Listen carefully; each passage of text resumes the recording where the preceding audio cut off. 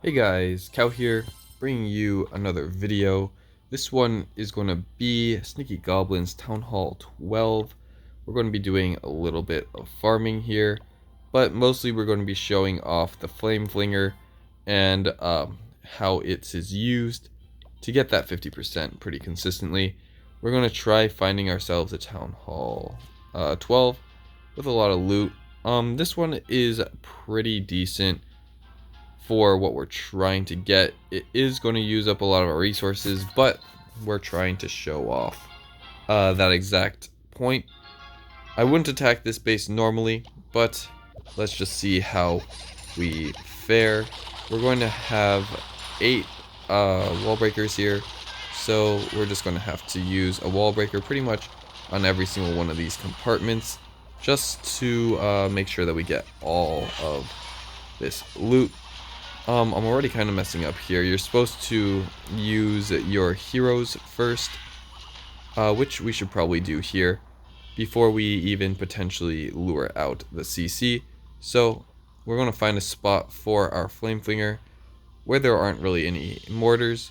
It looks like there's going to be a mortar wherever direction we decide to go. So we're going to start in this top corner and kind of let it work. And once we get closer to this mortar, I think this left side over here, we'll drop our heroes. And let's just drop this wall breaker before.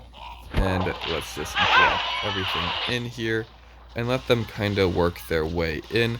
I'm even going to drop a few. Oh, why are we going over there? I'm going to drop a few things. Let's pop our warn ability just to get our king through here. Mostly we want that king to take out that, what's it called? The expo, because that expo is something that threatens our flame flinger here. So flame flinger doing a lot of work, as it normally does.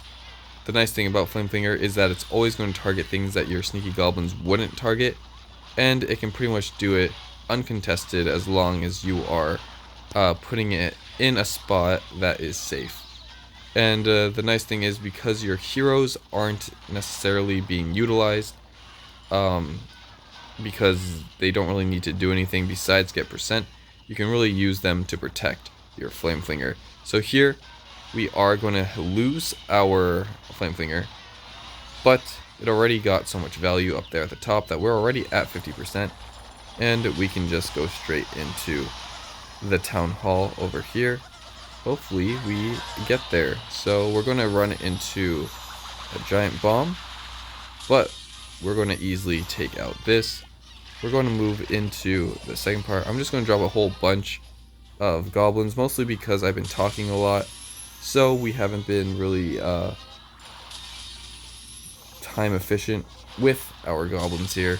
So we're just going to take out all that. I believe this right here is the final building we need, and we're going to be able to take that out. And we're just going to spam everything in just to take out as much as we can in these last few seconds. I'm just going to use these invisibility spells, but we're going to stop right there at a 74% on this relatively not difficult base, but one where we had to utilize most, if not all, of our resources. But yeah, we'll do one more here, showing another example, maybe even attacking something a little bit more difficult, like this Town Hall 13. I don't really want to attack that one, just because it's another ring base. Here we do have a good amount of Dark Elixir loot, so we're just going to hit this one right here.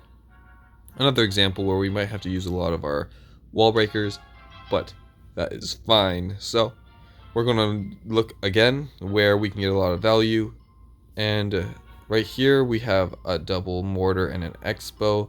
Here we have an expo archer tower, expo mortar also up here. I think if we come into this bottom section right here, it will be fine, especially if we tank with our heroes.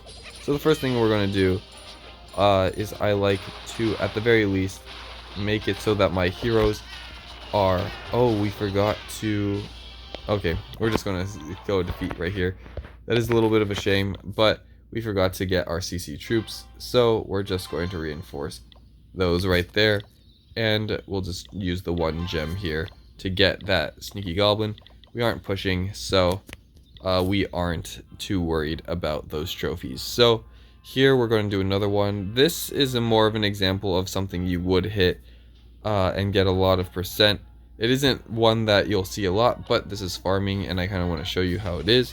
And we already did a relatively difficult base. Not difficult, but like one that you might run into out there in the real world. One of the more difficult ones that you would hit, because a lot of the other attacks you'll be doing are similar to this one, where they're just relatively easy. So we did lure out the CC, which you're not supposed to do, because I was autopilot just putting everything on the outside. So we're going to have to deal with this CC, which is not the end of the world. Let's see where we want to put it. Let's put it down here with our kings and queens. So we're just going to kind of roll over here and then drop our king right here and drop our queen behind our king to hopefully, with our warden, deal with this CC. So let's see and what we can do here, taking out the Yeti. I'm going to drop 2 sneaky goblins just because we're engaging what's it called, a storage there, which we can help our king with those sneaky goblins. We're going to break through this wall and then go into this compartment, taking out all the resources there. We're going to drop 2 wall breakers here just in case they don't make it.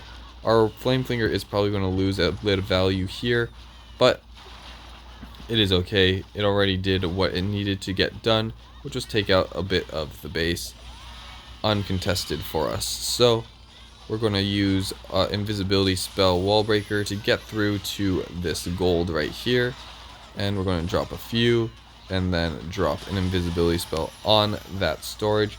We're going to drop 2 wall breakers again. The reason why I'm using 2 wall breakers is mostly because I just want to guarantee us getting through certain sections of the base, and because all that is left for us to jump into is this town hall compartment, which we can just use a jump. I'm not too worried about using a whole bunch of wall breakers. So we're going to travel, and then we're going to drop that invisibility spell to take out this town hall. Relatively easy with 30 seconds left to spare. Boom. And once again, we just sprinkle along the outside, 1 on each building. And oops, I dropped a little bit too many there.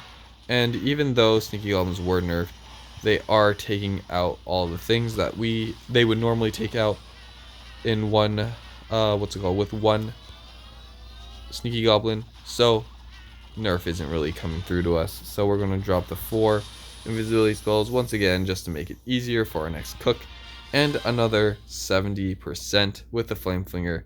Pretty easy when you kind of do the things correctly. We probably could have gotten even more value out of our flame flinger and heroes if we didn't lure out that CC. So always make sure to not do that little misplay right there, and you'll get pretty consistent 70% there. So hope you guys did learn a little bit about flame flinger sneaky goblins, and I'll catch you guys on the next one.